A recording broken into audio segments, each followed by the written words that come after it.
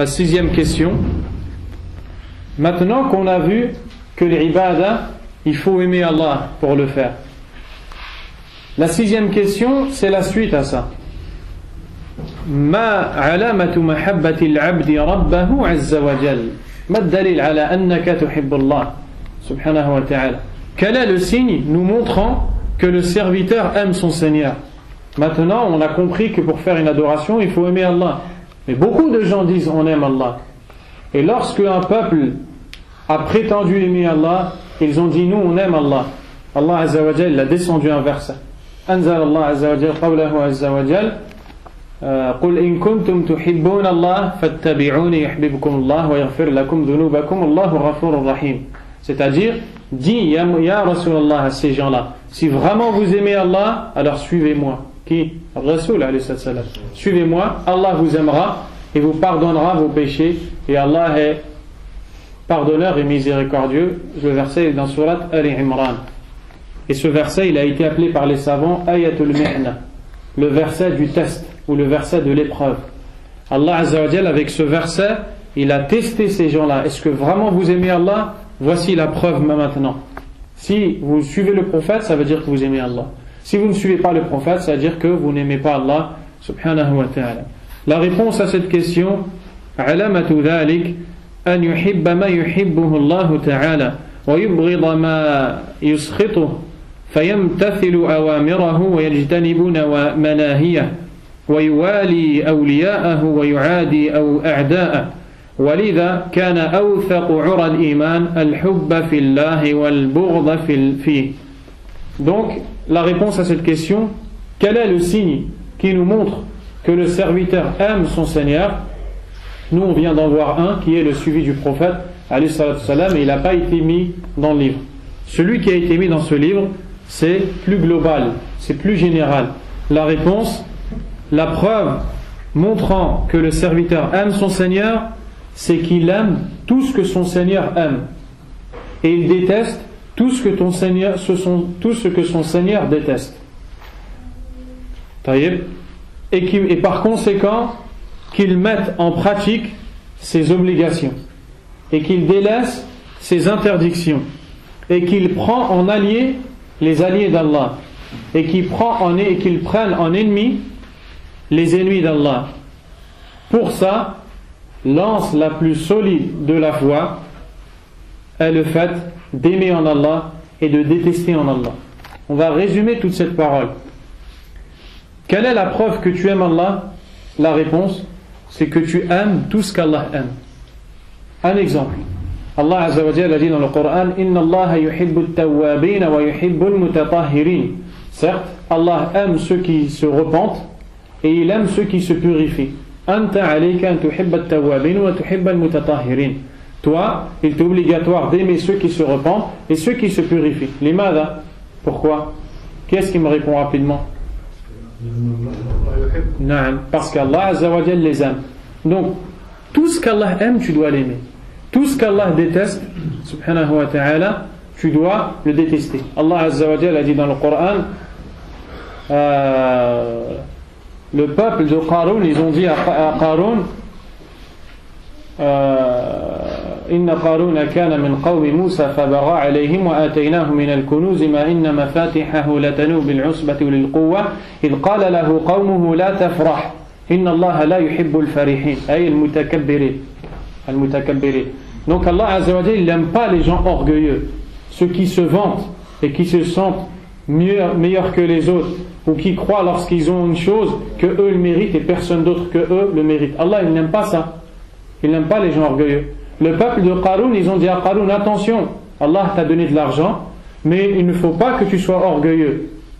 Il ne faut pas que tu éprouves de la joie à un point où tu vas devenir orgueilleux, parce qu'Allah n'aime pas les gens qui sont orgueilleux. Donc toi, tu ne dois pas aimer les orgueilleux.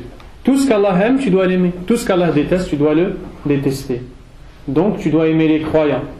Et les kuffars, tu ne dois pas les aimer, parce qu'Allah Azza wa Jalla a dit Innahu la yuhibbul kafirin. Certes, Allah n'aime pas les mécréants. Et aussi que tu mettes en pratique tout ce qu'Allah t'a ordonné de faire, et que tu aimes faire cette chose-là.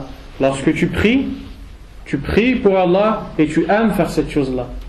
lorsque tu ne mens pas, parce que mentir c'est une interdiction, tu délaisses le mensonge parce que tu n'aimes pas mentir. Pas juste parce que tu vas avoir un péché ou juste parce que tu vas être puni, mais parce que tu n'aimes pas mentir. Donc tout ce qu'Allah aime, toi tu dois l'aimer. Et tout ce qu'Allah tabaraka wa ta'ala déteste, tu dois aussi le détester. Et tu dois prendre en allié les alliés d'Allah. Man awliya'ullah al-mu'minun.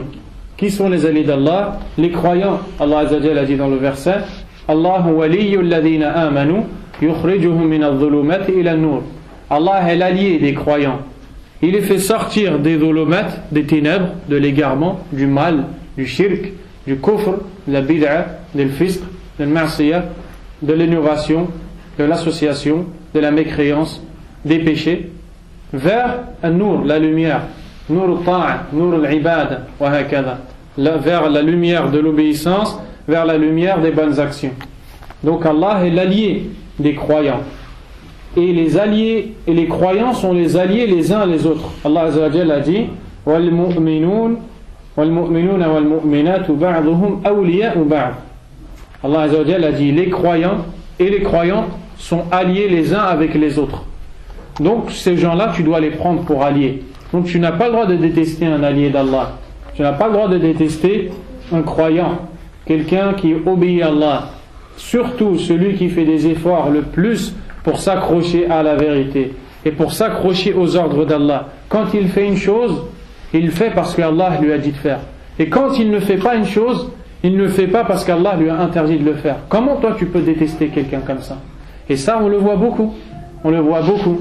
Que ce soit dans des familles musulmanes ou bien les musulmans entre eux, quand quelqu'un essaye de suivre une chose parmi les choses de la sunna du prophète sallallahu alayhi wa sallam, la première chose qu'on va lui dire, c'est que tu nous as ramené une religion nouvelle et que tu es dur et que celui-là, il a une faiblesse dans l'amour d'Allah Azza wa Jal. Il n'aime pas Allah correctement. Comment tu peux reprocher à quelqu'un d'obéir à Allah et de mettre en pratique les ordres d'Allah subhanahu wa ta'ala?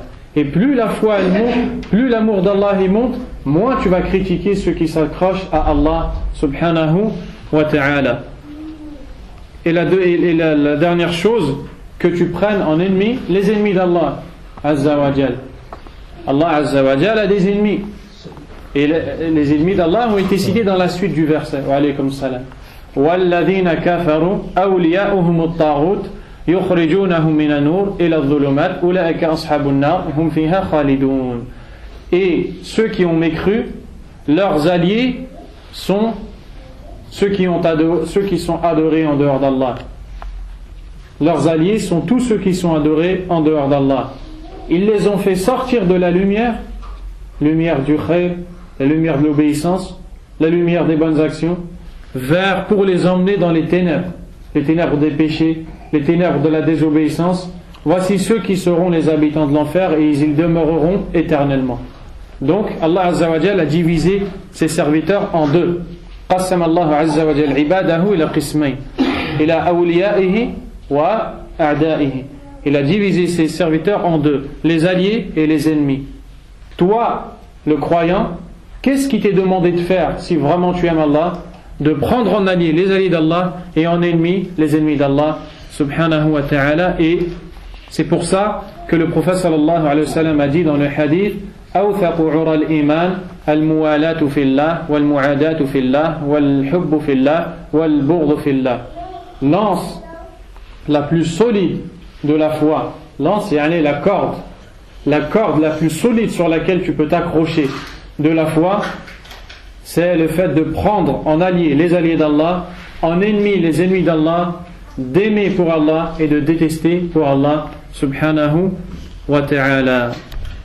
La 7e question.